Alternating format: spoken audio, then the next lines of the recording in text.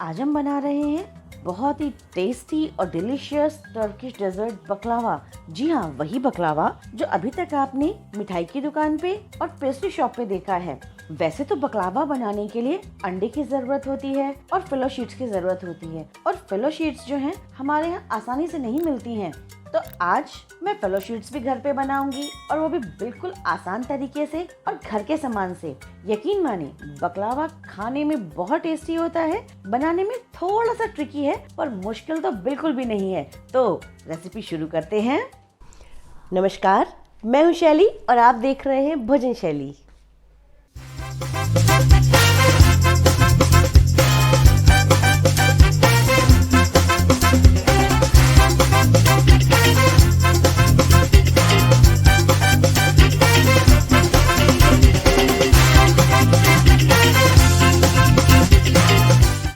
बकलावा बनाने के लिए मैंने यहाँ पे ये 3 कप के बराबर मैदा ली है। वजन से देखेंगे तो ये लगभग 450 ग्राम है। इसमें मैंने डाला 2.5 टीस्पून के बराबर ये बेकिंग पाउडर।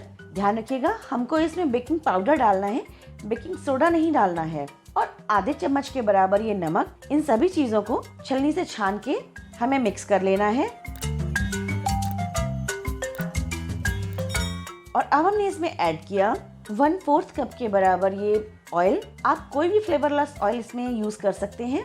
अब इसमें ऐड किया 1/2 कप के बराबर दूध। ध्यान रखिएगा, दूध आपको नॉर्मल टेम्परेचर पे लेना है। फ्रिज से निकाला हुआ दूध आप इसमें ना यूज करें। और इसको अच्छी तरीके से स्पैचुला की मदद से हमने मिक्स कर लिया।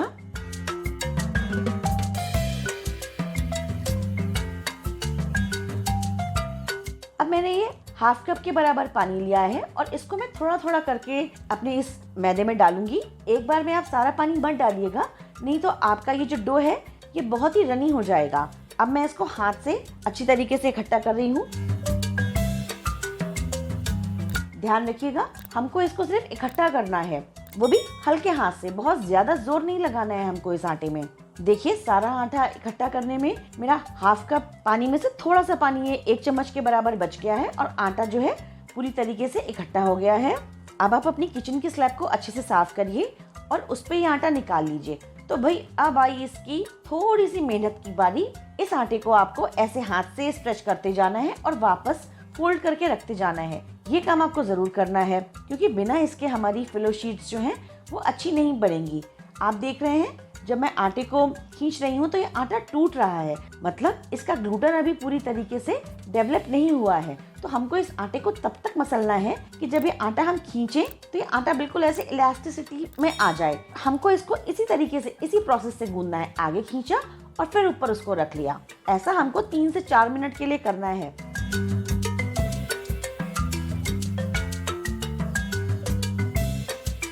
देखिए, 4 मिनट के बाद आप देखेंगे आटा एकदम सॉफ्ट सा हो गया है। अब इस स्टेज पे हमने इसमें ऐड करना है 1 टेबलस्पून के बराबर ऑयल, और इस आटे को एक बार हमें 1 मिनट के लिए फिर से गूंद लेना है।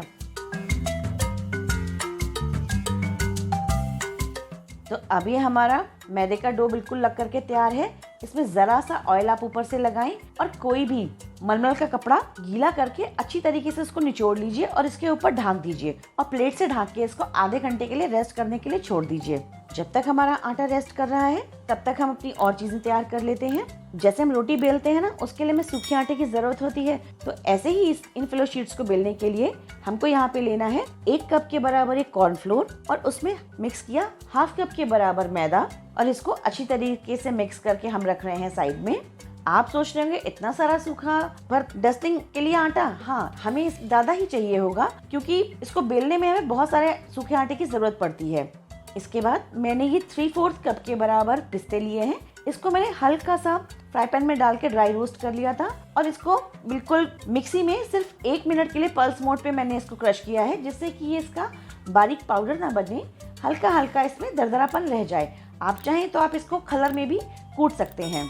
मुझे बकलावा में पिस्ते का टेस्ट बहुत अच्छा लगता है। अगर आपके पास पिस्ते ना अवेलेबल हो तो आप बादाम या अखरोट भी ले सकते हैं। ये 1 कप के बराबर मैंने मेल्टेड बटर लिया है। आप चाहें तो आप इसकी जगह देसी घी भी ले सकते हैं, लेकिन आपको जो भी घी लेना है वो सैचुरेटेड फैट वाला लेना है, जिससे कि हम जब इसके लेयर्स लगाएं तो ये फ्लफी बने। अब इन सभी चीजों को हम साइड में रखते हैं और आधा घंटा हो चुका है तो अपने आटे को भी देख लेते हैं।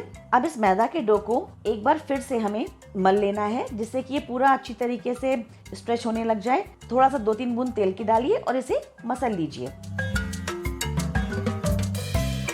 हमको ये जो मैदा है ना, इतना हार्ड रखना है कि बस हम जैसे ही अपनी उंगली लगाएं इसमें तो देखिए तुरंत बाउंस बैक कर जाता है। मतलब बहुत ज़्यादा सख्त भी नहीं और बहुत ज़्यादा सॉफ्ट भी नहीं। ये हमारा मैदे का डो ऐसा होना चाहिए कि जो आसानी से हमारा बेल जाए, एकदम पतला पतला। अब हम इसको 2 पोर्शन में काटते हैं। एक पोर्शन को हम ढक के रखते हैं और दूसरे से हम छोटी छोटी लोइयां तोड़ लेते हैं। अब इस मैदा को ऐसे लंबे लॉग में बना लीजिए।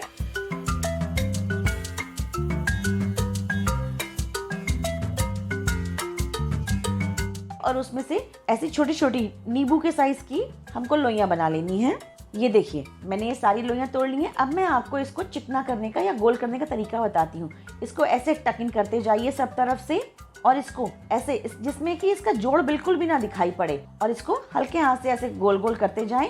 एक चीज ध्यान रखिएगा, आपकी लोई जितनी बढ़िया तरीके से चिकनी होकर के बनेगी ना, आपकी फिलो शीट्स उतनी ही अच्छी बनेंगी। क्योंकि अगर इसमें एक भी क्रैक रह जाएगा तो आपकी फिलो शीट में वही उसी जगह से क्रैक पड़ जाएगा। तो देखिए अब ये ज्वाइंट सा दिख रहा था, इसको भी मैंने ऐसे हाथ से दबा के बंद कर दिया है। तो ये हमारी लोई हो गई है तैयार। इसी तरीके से हमको सारी लोइयां तैयार करनी है। इतने मैदा के डो में आपकी करीबन 22-23 लोइयां तैयार हो जाएंगी। अब किचन की स्लैब पे थोड़ा सा ये जो हमने डस्टिंग पाउडर बनाया था ना, ऐसे छलनी की मदद से कर लीजिए। ध्यान रखिएगा ये काम आप इससे ही करिएगा, छलनी से ही, क्योंकि छलनी से करने से ये इवन तरीके से पूरे में फैल जाता है। अब हमें एक लोई उठानी है और उसको डस्टिंग वाले आटे में डिप करके हमको उसकी जैसे हम रोटियां बेलते हैं ना, बस ऐसे छोटी छोटी रोटियां बेल लेनी है। इसी तरीके से ये सूखा वाला मैदा लगाते हुए हमको 6-7 अपनी ये रोटियां बेल लेनी है। आप इस सूखे आटे को लगाने में बिल्कुल भी कंजूसी ना करें। जब हम बकलावा बेक करेंगे तो ये जो सूखा आटा है ना, ये इसको फ्लेकीनेस देगा, मतलब कि ये क्रंची बनाएगा इसको। हमारी 6-7 रोटियां तैयार हो गई हैं। अब एक ब्रश की मदद से हमको एक रोटी के ऊपर ऐसे करके बटर लगा देना है और उस पे इस आटे को डस्ट करना है। ध्यान रखिएगा हमें अच्छी मात्रा में इसको डस्ट करना है, नहीं तो जब हम दूसरी रोटी इसके ऊपर रखेंगे तो वो चिपक जाएगी। तो बस इसी तरीके से हमको 6 से 7 रोटियां ऐसे इकट्ठी कर लेनी है। बटर लगाते जाना है और उसके ऊपर ये आटा डस्ट करते जाना है। तो ये देखिए मेरी 6-7 रोटियां हो गई तैयार। अब हमें करना है इसको बड़ा। अब तो हमें जैसे रोटी हम बेलते हैं ना, बस उसी तरीके से हमको इसको उलटते पलटते हुए बेलते जाना है। ध्यान रखिएगा आप जितना ज्यादा पतला इसको बेलेंगे आपकी बकलावा उतने ही टेस्टी बनेंगे। ये थोड़ा सा मेसी प्रोसेस है क्योंकि सब तरफ आटा आटा हो जाता है, लेकिन यकीन माने जब आप बकलावा खाएंगे ना तो आप ये सब अपनी सारी मेहनत भूल जाएंगे। इसमें आप धीमे धीमे ऐसे ये आटा डस्ट करते जाइए और इसको उलटते पलटते हुए बेलते जाइए।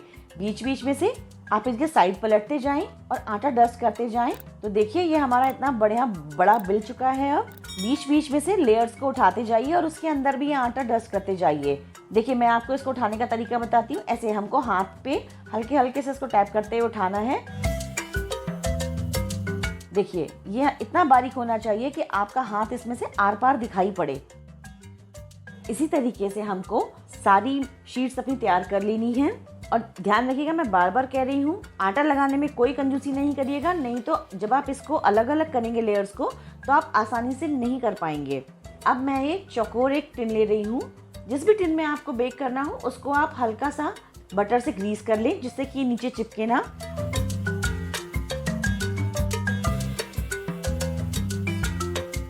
तो अब आई हमारी बकलावा शीट्स को कट करने की बारी। तो जिस भी टिन में आपने इसको बेक करना हो ना, उसका निशान लगा करके इन शीट को कट कर लीजिए।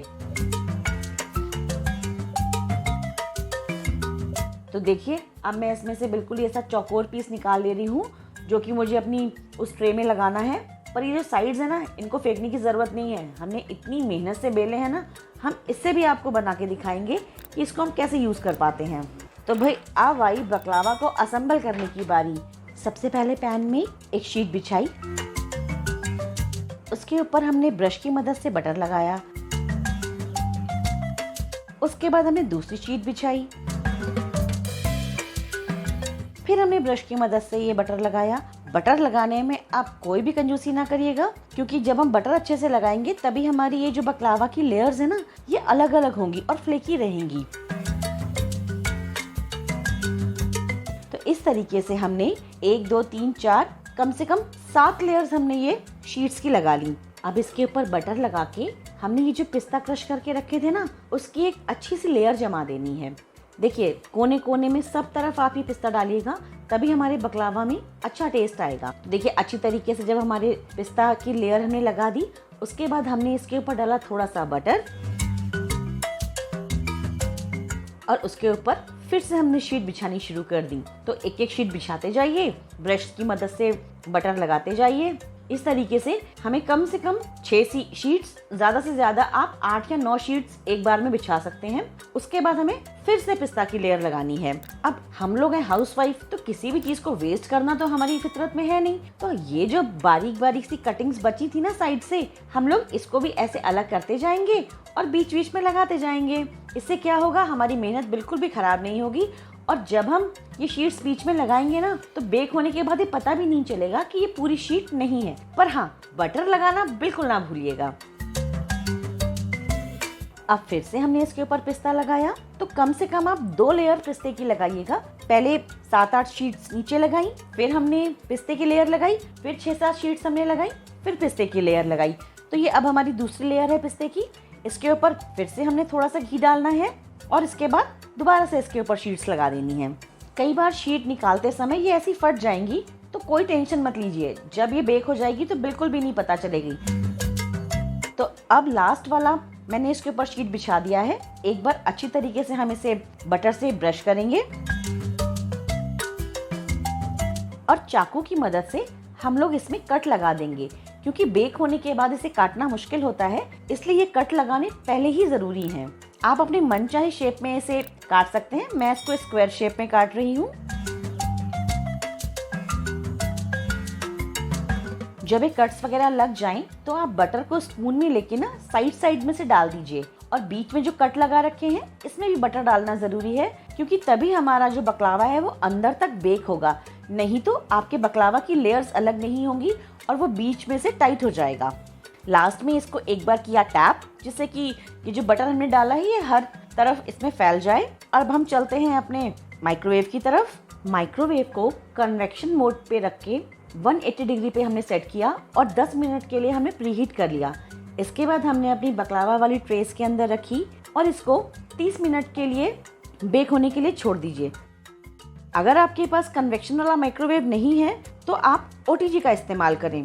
अगर आपके पास OTG नहीं है तो ये कढ़ाई में भी बेक हो जाएंगी, लेकिन कढ़ाई में बेक होने के बाद बकलावा पे ऊपर की तरफ इतना बढ़िया ब्राउन कलर नहीं आएगा। तो जब तक हमारे बकलावा बेक हो रहे हैं, हम अपने शुगर सिरप की तैयारी कर लेते हैं। एक पैन में 1 कप चीनी और ½ कप के बराबर पानी डाल के हमको इसको चीनी घुलने तक पकाना है। और इसमें डालना है ये आधा नींबू का स्लाइस, और ये मैंने मौसमी के 2-3 पतले पतले स्लाइसेस काट लिए हैं, जिसको कि मैं चीनी के साथ उबलते हुए डाल दूंगी। ऐसा करने से जो ये चाशनी बनती है इसमें बहुत अच्छा फ्लेवर आता है। आपके पास अगर ऑरेंज हो या कीनू हो तो आप वो भी डाल सकते हैं। अब 2 टुकड़े हमने डाले इसमें दालचीनी के और 2 ये स्लाइस मौसमी के और 1 स्लाइस ये नींबू का। इसको हमें चाशनी के साथ पका लेना है। इसकी हमको चाशनी ऐसे बहुत ज्यादा गाढ़ी नहीं बनानी है, बस इतनी बनानी है जैसे शहद होता है ना, वो एक तार की चाशनी जब बनने वाली होती है, बस उसके पहले ही हमको गैस बंद करनी है। मैं आपको दिखाती हूँ इसको चेक करने का तरीका।